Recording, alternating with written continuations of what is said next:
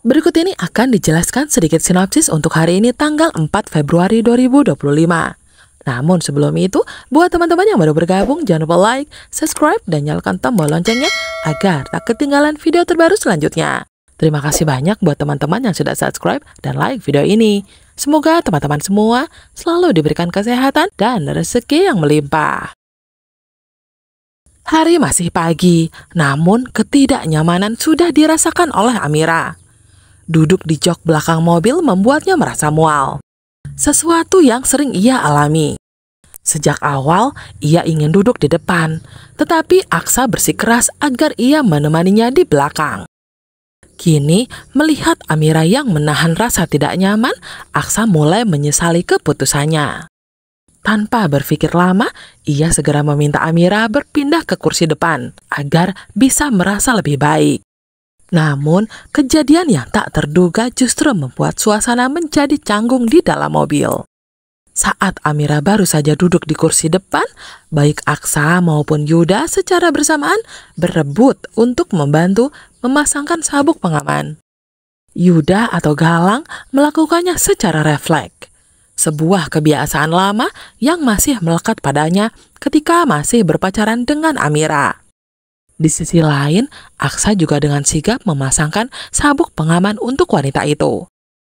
Tindakan mereka berdua terjadi dalam waktu bersamaan, membuat tangan mereka saling bertemu. Sejenak, suasana di dalam mobil terasa aneh, hingga akhirnya Aksa menatap Yuda tajam, merasa tak senang dengan sikapnya itu. Tanpa ragu, Aksa menegur Yuda, mempertanyakan keberaniannya yang begitu lancang menyentuh Amira.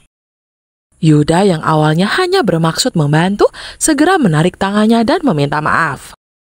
Namun, sebelum suasana semakin panas, Amira yang sudah merasa mual sejak tadi, akhirnya kehilangan kesabaran. Dengan nada kesal, ia justru menegur keduanya, mengatakan bahwa dirinya sedang tidak nyaman. Tetapi mereka malah sibuk bertengkar soal hal sepele. Ucapan Amira membuat keduanya terdiam, menyadari bahwa mereka telah bertindak kekanak-kanakan. Setelah suasana mereda, Aksa akhirnya memutuskan untuk mengambil alih kemudi. Dengan alasan ingin memastikan Amira baik-baik saja, ia meminta Yuda duduk di belakang. Yuda tentu saja tidak bisa menolak perintah bosnya, meskipun ada rasa heran dan sedikit kecewa dalam hatinya. Ia bisa melihat dengan jelas bagaimana perhatian Aksa terhadap Amira. Sesuatu yang selama ini ia rasakan sendiri. Namun, sebagai seorang driver, ia hanya bisa tersenyum dan menerima keputusan itu.